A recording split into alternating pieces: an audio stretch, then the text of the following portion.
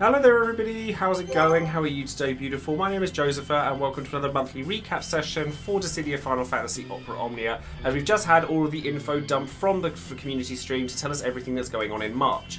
Now, we've not had any big surprises or anything this time around, but quite honestly, I'm actually kind of happy about that. I don't know about you, but it's nice to kind of get back to some sort of regularity for a little while. But if you'd like to know more about what's coming up, both with the streams and then obviously the information that we've got from the community stream as well, then of course, as always, stay tuned and keep on watching.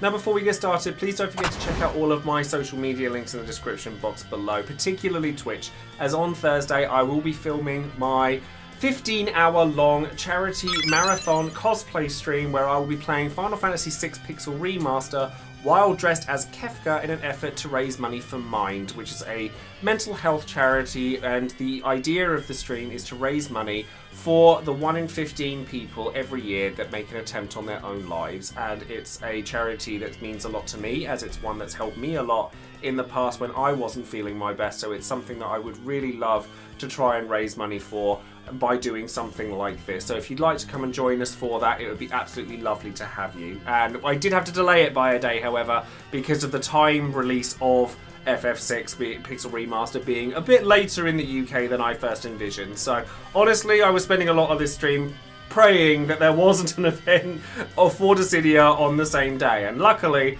there isn't. So definitely check that out in the link in the description box below if you'd like to come along for it, and thank you very much for checking it out if you do.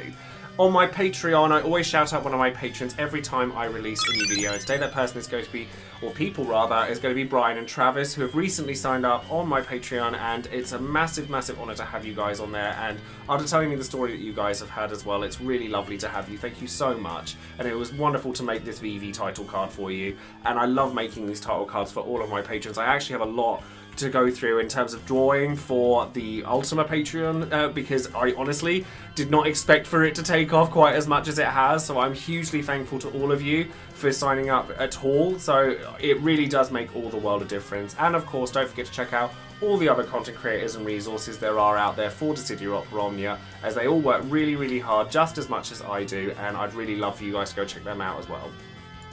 So let's get into some of these slides, shall we? So as always, a massive thank you to Josh and Crystal for presenting us with the information that we're going to be getting. And I did, for a little while, consider that maybe there could have been another kind of surprise or something, because it was still in the month of February and we had like a surprise dump with Vincent LD last year, but I'm also not surprised that we didn't get one, because quite frankly what we did get from the global anniversary was pretty crazy and pretty great, so I'm certainly not mad about it, and I hope that nobody else is either.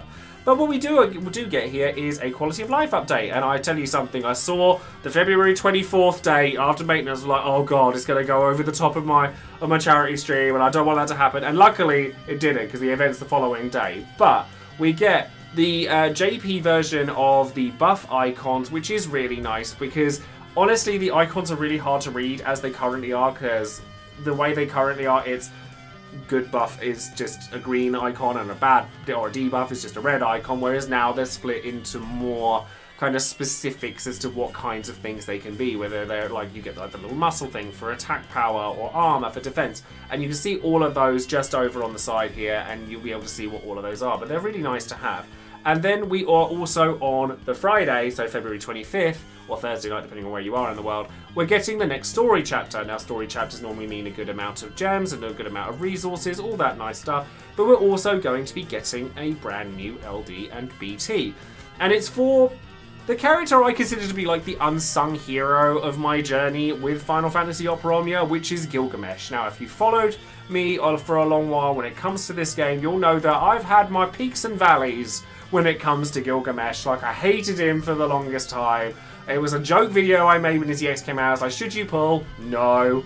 Then I ended up using him loads and actually really enjoying using him. So his BT and LD are interesting. Like, his BT is actually quite simplistic in its effects. Like, it's kind of like Jekt, because you get 100% bravery damage increase, but you also get brave and HP damage cap ups after he's taken a few turns. So that's actually really useful. HP cap up or HP damage cap up is always useful. His LD makes it so that he gets 4 different random HP pluses, which all have effects based on other characters. Those characters being Onion Knight, Cloud, Ramza, that kind of thing. So you can expect to have a little bit of weirdness and a bit of fun. And I'm kind of into it. Like, I like Gilgamesh quite a lot in this, and I know I normally hate random-based effects, but for Gilgamesh it just kind of fits, right? And that costume, the FF8 costume, living.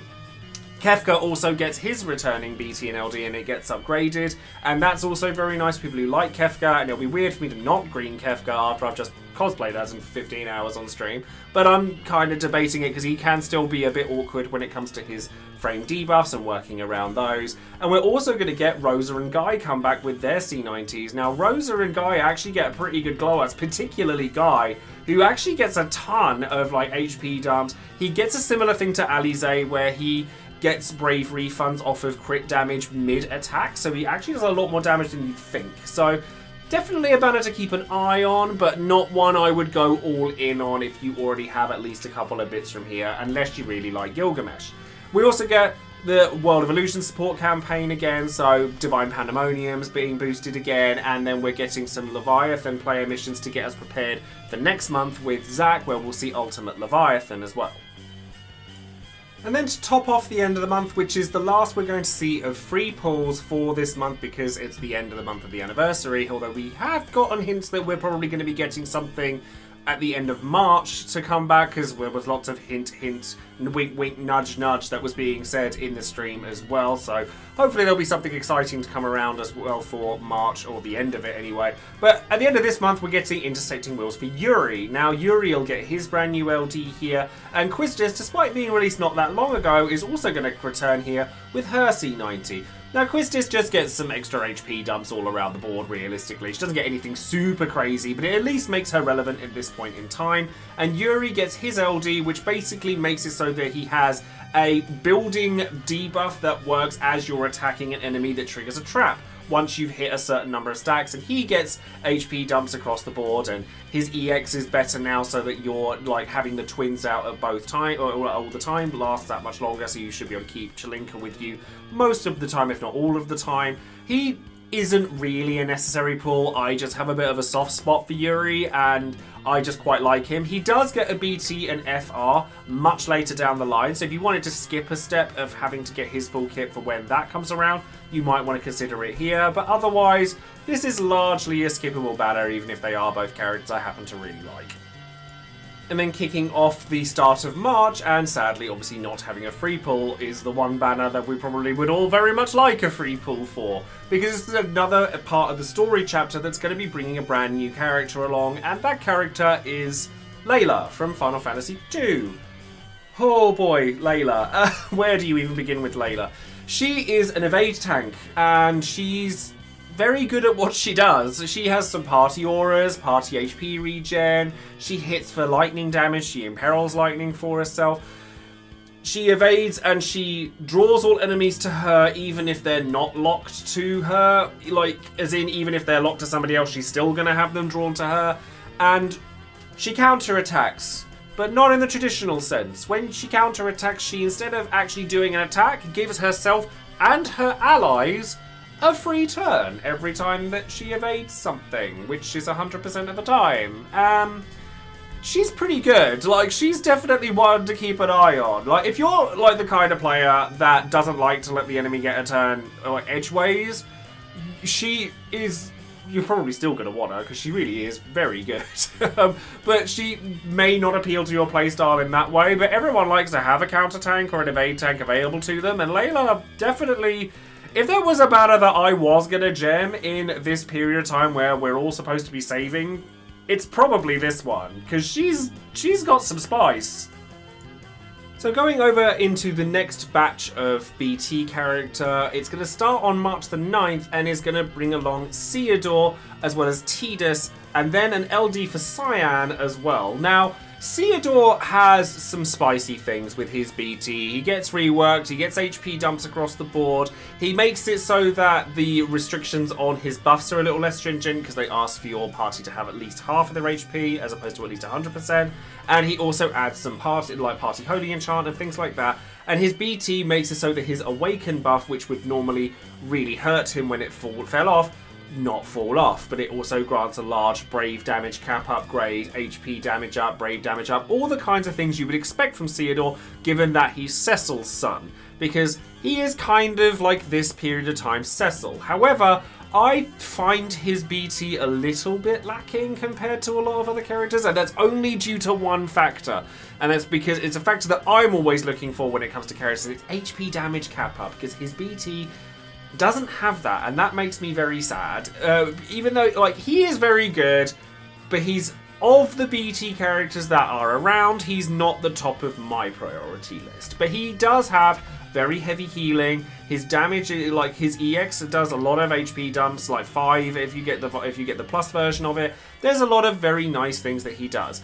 Tidus, on the other hand, Tidus just does more Tidus-y things, and because you get 2 lots of his BT effect, it really, really elevates him very heavily as a damage dealer. And if you like turn-hoggy characters, you may well want to look into Tidus. And then Cyan actually has a very strange LD, but it does result in a very heavy amount of damage if you let it charge long enough, because it emulates his Bushido from Final Fantasy VI and gives him a new gauge and all that stuff. And if you let it fill up, it's pain. It's a lot of pain, and it does very well at it. So Cyan is actually probably the prize of Seodor's banner rather than Seodor himself. But hey, if you manage to get a BT out of it, then fantastic. But Tidus is one you might want to be looking at as well. If you've got him at the very least, you'd probably want to green him. And then for the tail end of March, we then get Rem's Intersecting Wills, which turns Rem into a very interesting character, as well as Cypher's level 90 rework. Now, Cypher only really gets loads of HP dumps in his C90 at his rework, but he's already quite good. So, like, in terms of his mechanics, like, his debuffs are strong defense, and he delays a lot. So him getting a buttload of HP dumps on all of his stuff, including his LD, which now gives him free skills as well, really does elevate him more than you might think. Rem, on the other hand, gets reworked really quite heavily, and makes it so that Cure now has, affects the party, doesn't increase turn rate, and then you have swap turns, which now helps fill up your allies' EX gauges, and then, of course, the LD, which absorb magics, basically makes it so that she gets a follow-up after everything that she does, that then gives a buff to the next ally that's going to get a turn, so basically your swap turns target, so that their bravery can't go below 30%. So anyone who's got loads of HP dumps is going to benefit very heavily from this. And so you get lots of fun turn shenanigans when it comes to Rem, and she's definitely another character that people will want to at least keep an eye on. And then with March 17th, we get the next boss rush, and another quality of life improvement was mentioned here, where we'll get basically the same thing for Lufenia plus as Lufenia, where if you complete a very hard one, you'll get if you complete a very hard plus one, you'll get very hard completed as well. And this is going to come along with Beatrix and her level 90, and Fang and her level 90 and her LD. Now again, Beatrix gets mostly damage from her rework, but given that she's already quite good, and then her debuff is really powerful, she still dispels, provides loads of buffs, all that good stuff, and Clim Hazard plus, like, however many pluses it has after this point, hits so hard, and then it obviously gives you protection to boot. So if you want to pair her up with characters that do really well with that kind of thing, like Layla, for example, you'll get a lot out of Beatrix, and she's a consistently powerful character.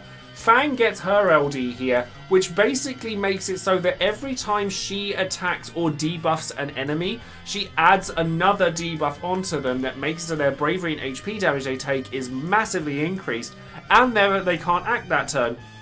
But similarly to Edward's Sleep, every time you hit them, it goes down. But obviously with Fang, you're doing it quite consistently. So it definitely elevates Fang into a usable state. And her call abilities are actually very useful as well, because she has the LD buff that she comes in with and then inflicts debuffs with her kit, which means she's then inflicting that debuff onto them. So she's, again, one you may want to keep an eye out on. There's a lot of characters in this batch that are very, very cool. If anything, I would say the only character you really, really, really want to be keeping an eye on, certainly if you have up-to-date characters, or some of these characters you may already have. If you're newer, then it's obviously a different situation. But Layla is probably your first port of call. In terms of BT, I'd say that your best bet was probably to rely on Tidus if you wanted a path of least resistance. Everyone else you can get away with perfectly with not having if you wanted to. To be fair, you could even get away with not having Layla and Tidus. We call this a good time to save for a reason. But there is a lot of fun there to be had. There's nothing that is like, oh my god, you absolutely have to have it, except maybe Layla. Past that, you're probably all good. But this is the time that of Dissidia that we're in right now. Everyone is good. And in the words of Syndrome from The Incredibles, if everybody's super, then no one is. So the next community stream is going to be on the 21st of March, which is again on a Monday. And the only thing that I was interested in when it came to these banners in particular is again going back to Layla. Because Vanille C90 was originally featured on Layla's banner, but Vanille got brought forward to go with Noctis, who then is going to be on Layla's banner? There's a lot of speculation to think that maybe Barsh could be the one because he should have come out a little while ago and hasn't. So maybe it could be him, but I'm interested to know what you think. Leave a comment down below. And also let me know who you're planning on pulling on, if anyone, this month. I think, for me, it's all lots of tickets. Like, I could be pushed to gem Layla, but given that we have Garnet, this is the thing. If you have Garnet, probably live without 90% of anything for quite some time, but it makes the game very boring if you're not pulling on anything. And Layla is really, really good, and she sets up some very, very interesting shenanigans for quite some time to come. But again, let me know in the comments what you guys think, and we'll cover all of those more in detail as we go over their should you pulls later on in the month. Thank you all very much for watching, and don't forget to like the video, subscribe to the channel, and click that bell for notifications for any future videos I might be making. And that's going to be it from me, so thanks again, and I'll see you soon. Take care.